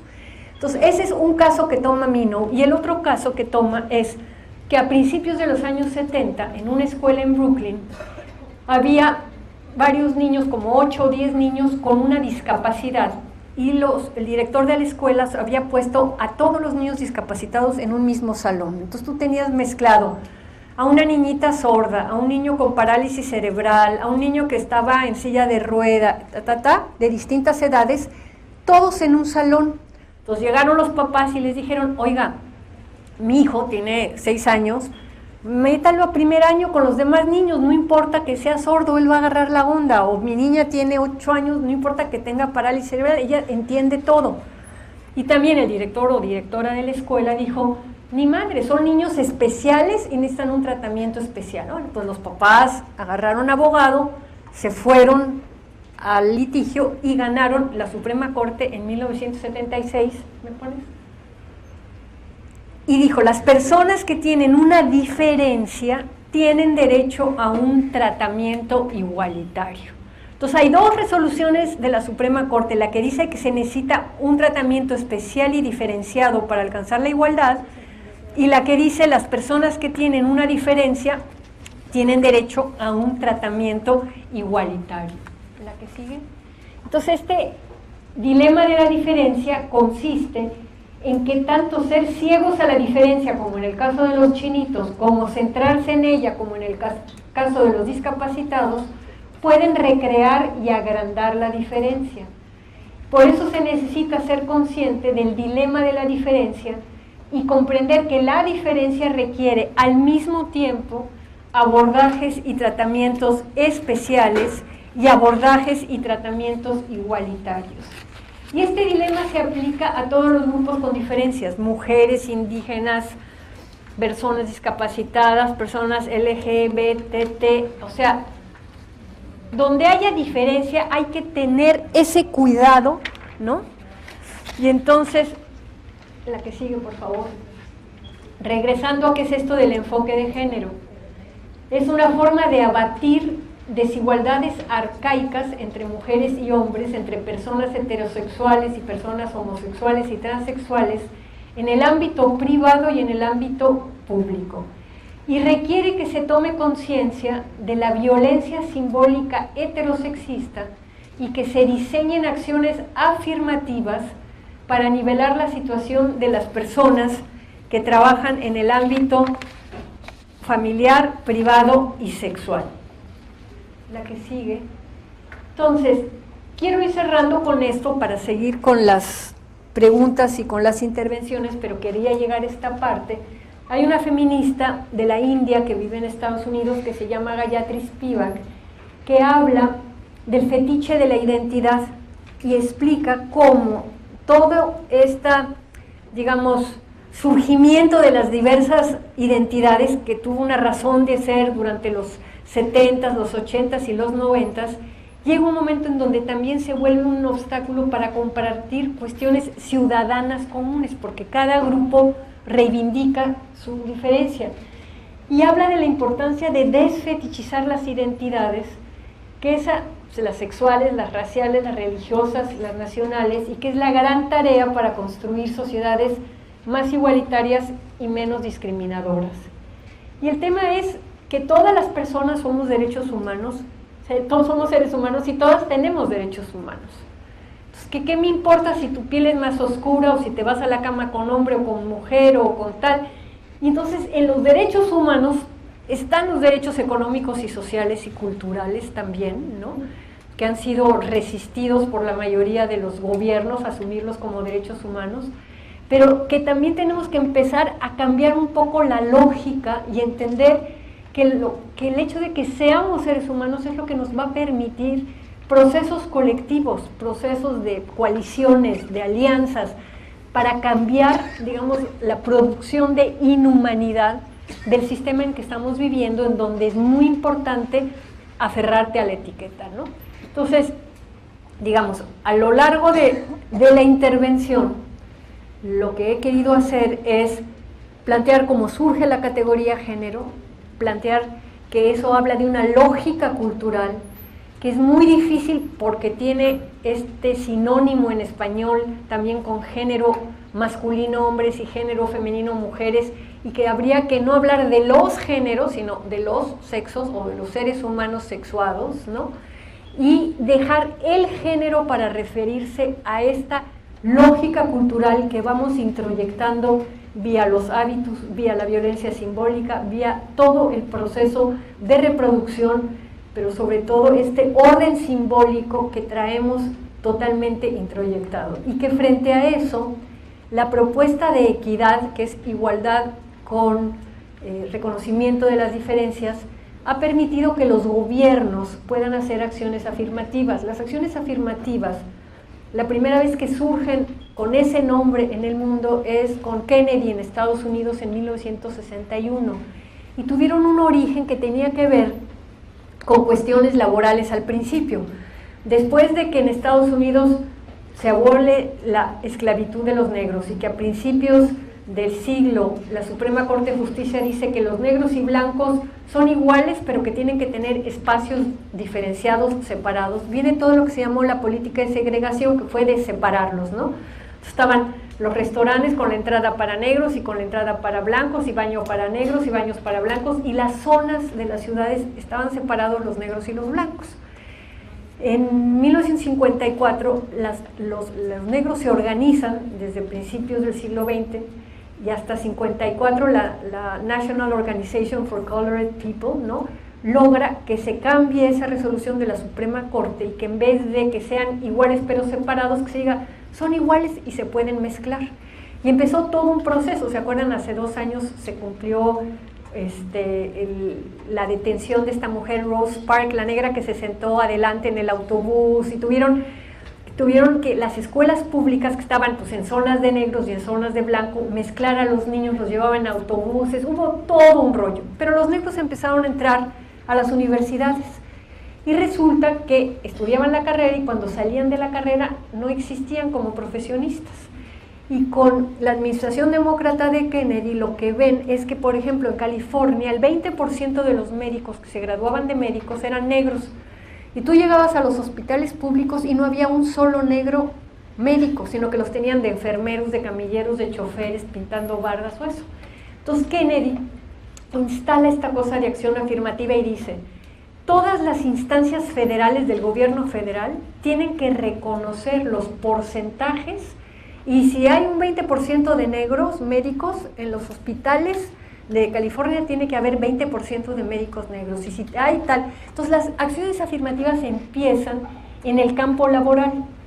Cuando el Año Internacional de la Mujer aquí en México en 1975, todos los gobiernos firman leyes de igualdad. A mí me tocó estar en 1974 en la Secretaría de Trabajo revisando la legislación, y cambiaron muchas cosas. En 1974 una mujer casada necesitaba el permiso escrito de su marido para trabajar, por ejemplo. Una mexicana que se casaba con un extranjero no le podía dar la nacionalidad, pero un extranjero que se casaba con un mexicano que se casaba con una extranjera le daba automáticamente la nacionalidad. Había muchas cosas así. Lo único que no pudimos arreglar fue trabajo doméstico, que sigue igual que entonces. Los empleados domésticos contarán con el tiempo necesario para tomar sus alimentos y su descanso por la noche, lo cual puede implicar jornadas de 12 o 14 horas de trabajo, y comercio sexual, el trabajo de las trabajadoras sexuales. Fueron las únicas 2 que no se arreglaron. Pero todos los países firmaron que las leyes de igualdad, etcétera, etcétera. A los 5 años fue la segunda conferencia en Copenhague, y cuando llegaron los gobiernos se dieron cuenta que si tú le das igualdad a alguien que está aquí y a alguien que está aquí arriba, si les das lo mismo, pues sube así, que tú le tenías que dar más a quien está abajo para equipararlo con el otro. Entonces recuperaron la idea de acciones afirmativas para las mujeres, y los países de Europa lo que hicieron fue plantear acciones afirmativas de 2 tipos. Algunas fue que en igualdad de circunstancias para un puesto, si los mejores candidatos son un hombre y una mujer y se han sacado la misma calificación, que se diera prioridad a la mujer. En otras se daba prioridad a las mujeres esperando darle la capacitación para que pudiera dar el ancho. Y hubo toda una serie de políticas para, digamos, dar equidad de género, ¿no? Más bien igualdad, porque aquí no era tanto equidad, porque era ponerlas en los lugares de toma de decisiones. Entonces, ha sido a lo largo de este tiempo, y sobre todo a partir de los años 90, que el tema de la perspectiva de género se volvió parte de la política pública. Muchas veces esa política está entendida como mujeres, o sea, la gente dice una política de género es algo dirigido a las mujeres, y esa es una de las grandes fallas para entender lo que es esta lógica de género. Hace unos años en Guadalajara, ustedes saben, en Jalisco, que está la fábrica de zapatos Canadá, y que la dueña es una empresaria, una mujer muy bien, muy progresista, que ha tratado de poner en todas las pequeñas fabriquitas que le maquilan a gerentas mujeres. Y resulta que en una de esas fabriquitas, una de las gerentas empezó a ver que las empleadas llegaban golpeadas o no llegaban los lunes, y ya llegaban el martes medio magulladas. Y empezó a ver que eran como 12 o 15 y que todas venían del mismo pueblo. Y entonces le pidió a la dueña de la empresa si podía poner una especie de centro de apoyo a la mujer golpeada en esa localidad. Y esta mujer le dijo, ¿sabes qué? Mira, vete al PUEG, ahora sí voy a hacerle comercial al PUEG, y ahí hay una socióloga que sabe de estas cosas y que te diga cómo se hace. Entonces llegó esta mujer al PUEG, por eso nos enteramos de la historia, y la chica que la recibió le dijo, a ver, espérate, ¿tú quieres poner un centro de apoyo a la mujer golpeada? Déjame que vaya yo a la comunidad. Llegó a la comunidad y ¿qué se encontró? Desempleo masculino. En todo el pueblo no había un campo deportivo. Los hombres se la pasaban encerrados en su casa mientras la mujer trabajaba, y el sábado que llegaba ya con la raya, agarraban el dinero, se iban a la cantina, eso sí había cantina en el pueblo, con sus amigos. Toda la frustración y todo el, digamos, el dolor del desempleo, del no ser productivo, y el machismo de la cultura hacía que a las 2, 3 de la mañana que cerraba la cantina llegaran a su casa y golpearan a la mujer. Entonces, ¿qué le dijeron en el pueblo? Lo que este pueblo necesita es un centro de apoyo a los hombres, no un centro para la mujer golpeada. Y entonces hicieron un centro de oficios para que aprendieran oficios, les hicieron una cancha de básquet, y el problema de la violencia de las mujeres se acabó.